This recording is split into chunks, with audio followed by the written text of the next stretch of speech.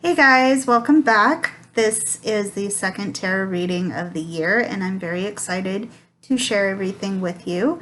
As per usual, everything will be linked in the description below. I will also be putting together a playlist of my 31 days of Yuletide Tarot, so you guys can see the inspiration behind the series that I'm going to be doing throughout the year. But you guys can also see the first reading I did, and that will be linked somewhere in a video card or an end card. Either way, you'll be able to access it because it will be there. My social media will be linked in the description, as well as the deck. I will also be asking you guys to subscribe and hit the bell notification if you guys like what you see. Go ahead and do so if you want to stay in the loop from when I post new content. So for this month, the deck I'm going to be using is the Everyday Tarot by Bridget Esselmont. I like this one because it's pretty easy and simple to read. The color scheme is very, I don't know if it's basic, but there's not a whole lot going on in terms of colors, so I do think it is easy to read, and I think it will be easy for you to follow along with if you guys would like to work with me on this. I'm hoping not to dip into the guidebook too much, just because I think it might be a little bit distracting, but we shall see how it goes. So if you guys want to join in with me, go grab a deck and let's get started.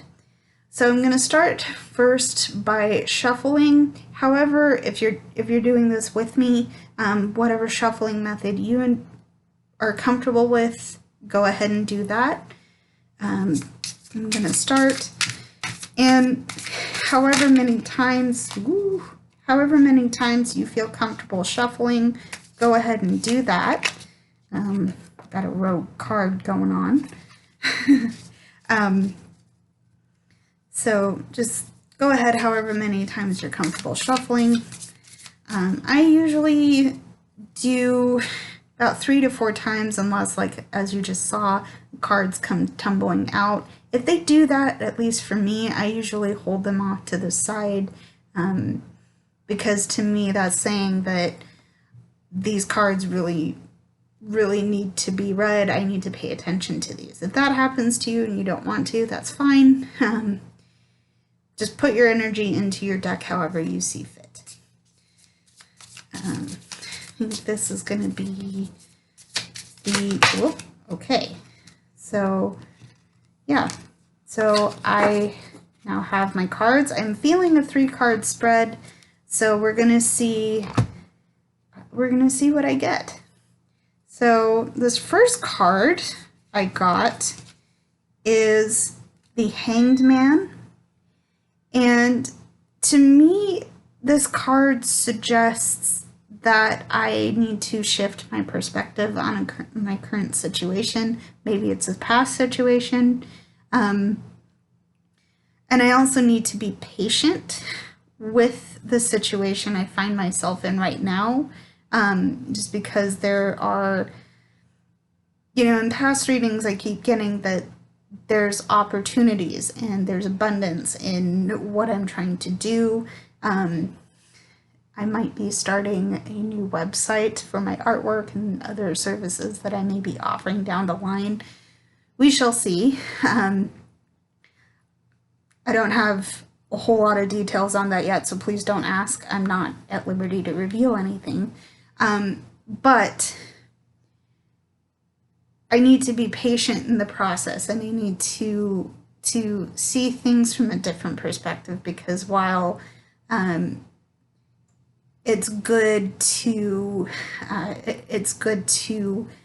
have your goals and work to achieve them, it might not be so good if you just go all guns blazing into it, because you might be missing details. Here, that's what I feel that this is saying for me, that yeah, you want to get going on it and you want to start doing things that you know need to be done, but maybe it's not quite the right time. and you need to slow it down a little bit and really think about what you want to do. Now, here's the thing with this card. If it were reversed, and I don't tend to read reversals unless the card comes out of the deck that way, but I'm going to do this here. If this card were reversed, to me that suggests that, are you waiting because you know you need to wait, or are you waiting because you just want to stall? Yeah, I feel confident in saying that because this card came out right side up, it's not suggesting that I'm stalling. It's suggesting that I take my enthusiasm, keep it up, but keep it in check, because I might be going into a situation that might not go well for me. So that is the Hanged Man, and that is how I'm interpreting it for this reading. So this next card I got is the, is the Death card. Pardon me again. Weird sound. Anyway, this card does not mean that I'm going to die. Yes, it says death, but it doesn't mean a physical death. It may mean that things in my situation are changing, and that things that may have served me in the past, or things that I may have held onto from the past, are no longer serving me and are no longer of benefit to me, and they will not be in my situation anymore. This might mean that I'm coming into physical or emotional challenges, and that is certainly something that I need to be aware of and really take care of myself in these situations. But it doesn't mean it's necessarily a bad thing. Coupled with this, and we'll see what the other card is, coupled with the Hangman, I do think that there's a situation that I need to shift my perspective on that isn't serving me anymore, and that will come away when I accept and make that change.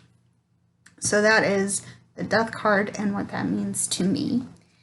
Now this final card is the Five of Cups, and for me, the character of this card is looking at some toppled cups, and what I think this is saying is that, hold on, yes, you've done some losing, you've lost a couple of things, you haven't lost everything, because you still have two cups that are standing upright, and that is a good thing, because that gives you something to build on. There's more opportunity coming for you, because even though it feels like you've lost a lot, you still have something to work from.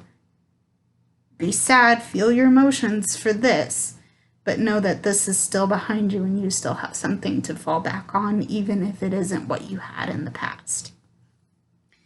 So, taken in its entirety, I feel like there is some good opportunities. Gravity, stop it. I feel like there are some good opportunities coming for me. There's definitely some things that are changing, and rapidly so. And that, yes, I may feel like I've lost a lot, but not everything's gone. I'm not without clothes on my back. I'm not without food on my table. I still have a roof over my head. And I'm still able to reach people in this way. And for those of you that are subscribed and are viewing my videos, thank you. I love you so much. So yes, I'm in a situation that I might not be comfortable in, that I might not have, maybe part of it was by my hand, but I'm shifting my perspective so that things can change for me, so that I can build on what I still have. And that's how I'm interpreting these cards. I'm really excited to have shared this with you, and blessed be for this reading.